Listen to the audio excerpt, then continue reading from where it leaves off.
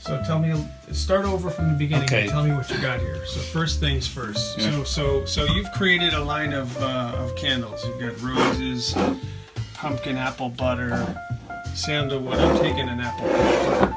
Yeah. Lavender. And right now they're pretty simple, but they're very, very attractive and they smell good. They smell really good. Yeah. So tell me what. Start from the beginning. Get a 10-pound chunk of soy wax online. Okay. And I have to cut it with a knife, and I cut pieces, and I put it in my pot here, and it's an electric pot. So it's like a crock pot. Well, it has a thermostat on it, which is what I need. And the lowest I can go is, or the highest I can go is 200. It starts at 200, but I can go higher if I needed to, but I don't need it. Okay. And then I've also got a warm, that I can put it on warm. So I melt the candle wax in this. And then once the candle wax is melted, I take my temperature gauge, this thermometer, and I point it at it, and it will tell me Give you a reading. the temperature of my How hot the wax is. right. Yeah. And see when I put it on like so, Yeah.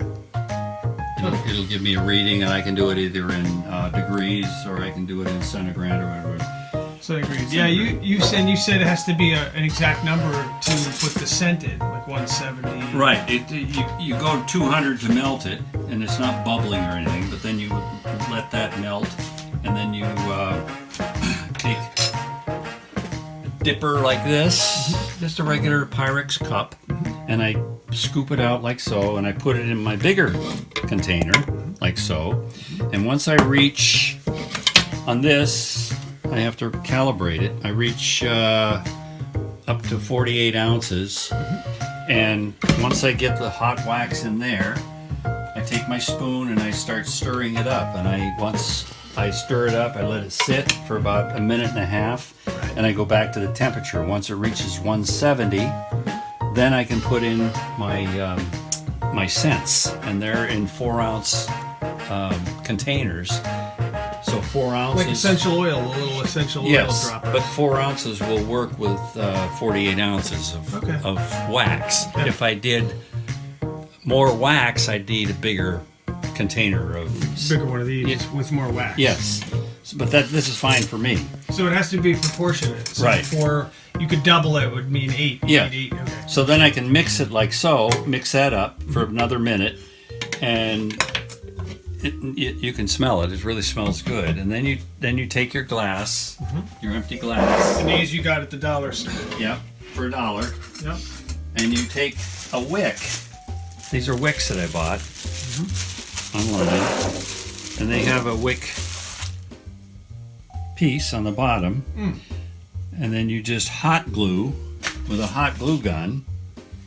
Okay. Hot glue gun right into the bottom of the jar, and then you stick it on in the inside bottom of the jar, and then these wicks would fall over, and you have to get the right size wick for the type of jar that you're using. Mine are CD12, they're called.